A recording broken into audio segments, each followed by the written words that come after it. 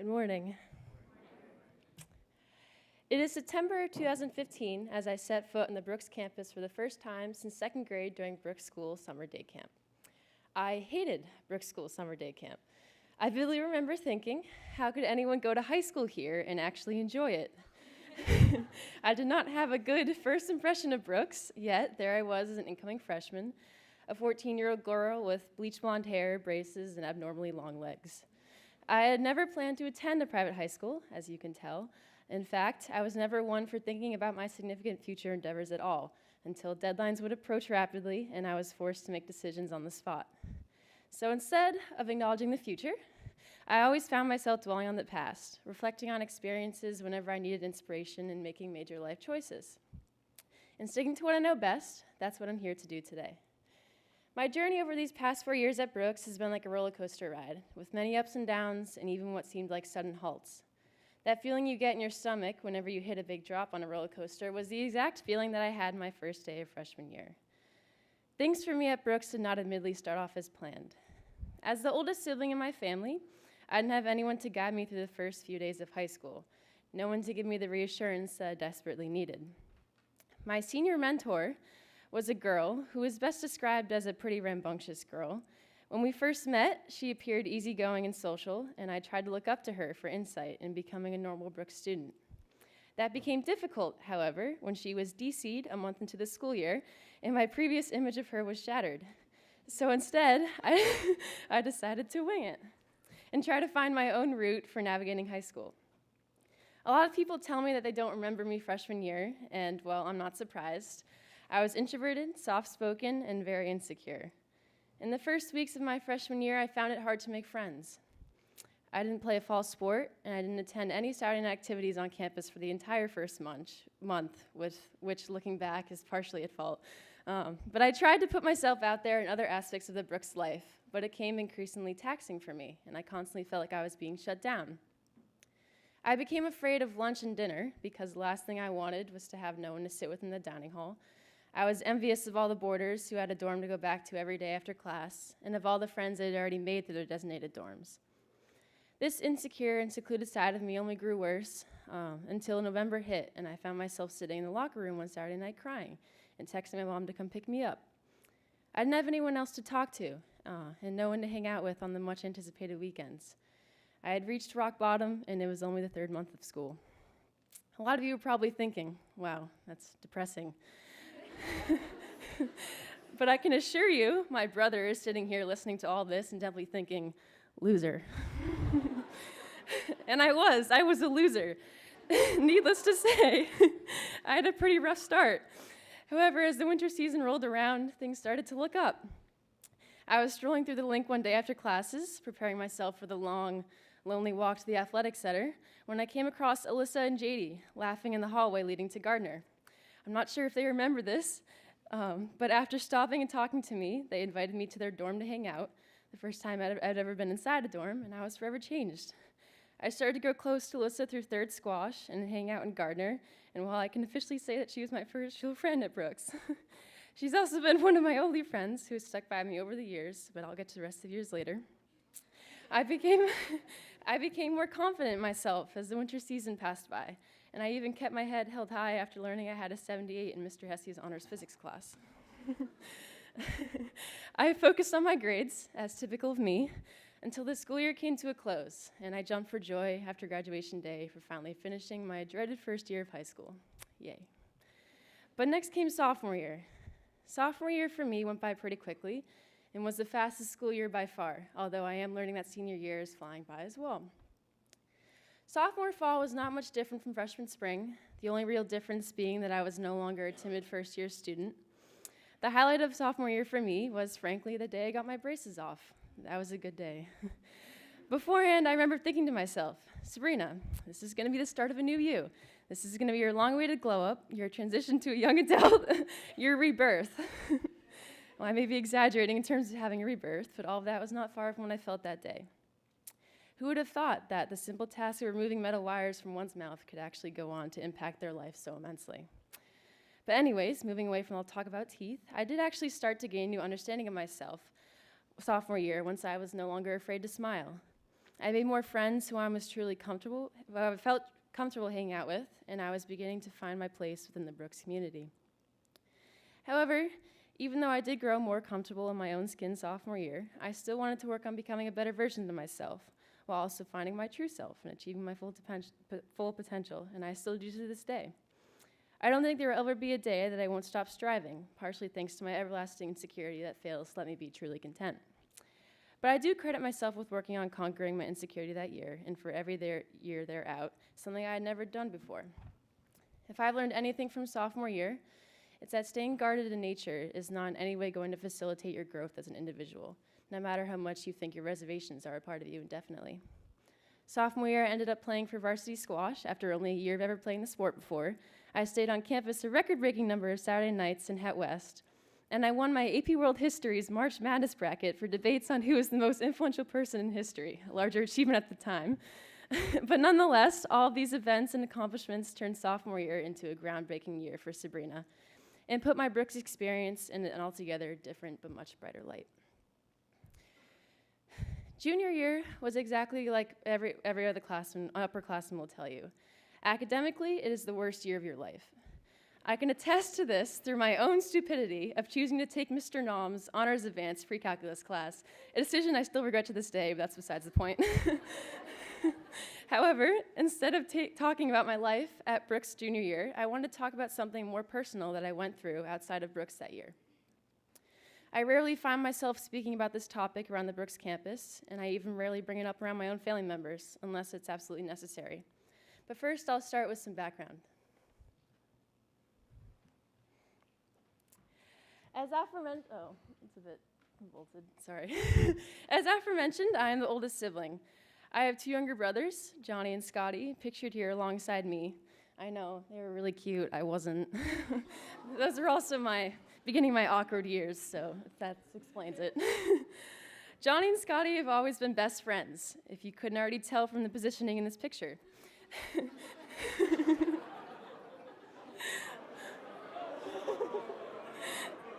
Leaving me to be the odd sibling out, and the one more prone to jokes and teasing. It's rare that Scotty ever takes my side in an altercation between Johnny and I, which leads to them constantly ganging up on me. I know that sounds lame because I'm the oldest sibling and should be the one in power, but I am pretty sure, Johnny will have to correct me if I'm wrong, that I have slowly but surely gained their respect. Even through all the fighting and taunting, we have always maintained a tight bond. One day, during the summer going into my junior year, days before our family trip to Bermuda, my parents sat my brothers and I down and told us that they were having issues in their marriage, and that my mom would not be attending the family vacation in the coming days. This came as a shock, at least to me, but as I did my usual sit back and observe, not get too much involved, I started to comprehend what was going on. I don't really remember ever talking to my brothers about my parents' issues directly, but not for lack of sibling communication. We all decided to ignore it, I guess, and go on with our lives, at least until it got bad. After a little ways into junior year, I would come home at 9 or so at night after a long day on campus, only to discover my mom already snoring in my bed or silently reading on the couch downstairs while my dad slept soundly in the master bedroom. It started to become obvious to me how much my parents were suffering and that their efforts to fix their relationship were ineffective. It hurt to watch. To me, my brother's benefit, my parents refrained from making any nasty comments at each other while we were in the house. But even so, I started to continue staying on campus for study hours just to avoid the persistent awkwardness between my parents, which was somehow even worse than fighting. When my mom told me one night while lying next to me in bed that she was divorcing my father and was moving out in January, I didn't actually feel depressed or surprised, but rather relieved that the tension in the house was finally going to be gone. I've always believed in the notion that everything happens for a reason. And as the first months of junior year went by, I started to realize that both my parents had changed and that they would, in fact, be better off separated. I accepted it without ever really mentioning it. And as usual, decided to put all my attention into my academics to keep my mind off things. The only problem that arose from this separation, however, was the effect on my youngest brother, Scotty. Johnny was already into his freshman year here, and him and I are both lucky in the sense that we had a great childhood where we were able to grow independent and mature and reach high school, all the while having married parents and one household to come home to every day. But Scotty was not quite there yet at the time of their divorce. Scotty has always been a social butterfly, similar to Johnny. He made friends with ease once entering middle school that he was able to turn to and hang out with during this period of time. But his very best friend was suddenly too busy for him, now spending most of his time on Brooks campus. And no, I'm not talking about me.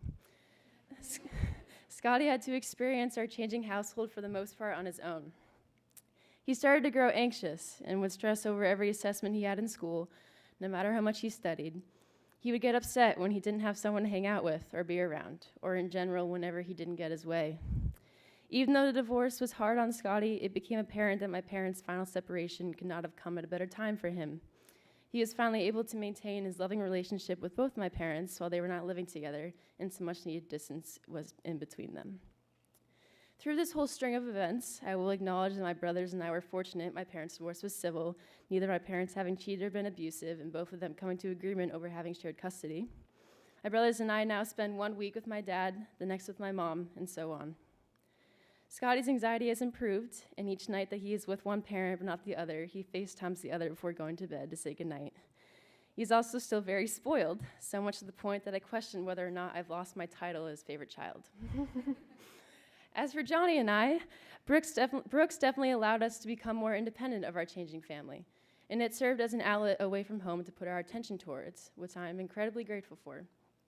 I've never really told many people around Brooks I was going through this, my closest friends and my advisor, until it was all over, and I've always gotten nothing but love and support since then, even if it wasn't asked for. It has been over a year now since my mom moved out, and honestly, as usual, the time has flown by. It has been hard adjusting to certain aspects of life that will never be the same, and losing some of my most treasured traditions was difficult. But sometimes changes can have unintended advantages. They may even turn out to have a better impact on your life than you could have ever imagined. Sorry, I'm just gonna grab some water. Okay. Even through all the challenges I have faced and the improvements I have made in my persona through freshman, sophomore, and junior year, senior year has by far been the most monumental year for me. I think the number of people I've gotten to know this year and I've grown close to is double the amount of people I ever talked to freshman and sophomore year alone. Even though I'm still introverted at heart, I have come to enjoy being the company of fellow peers during class time or study hours, even if I am teased or consistently called a hardo. It's all in good fun. However, most people don't realize the real reason behind why I am a tryhard in basically all of my classes, because trust me, I've never done it just to spite everyone else. It's only that over the years, whenever something was bothering me, I would turn to studying in order to keep myself occupied. I would avoid problems by saying, sorry, I have too much homework, or I need to study for a test, even if that test was days away.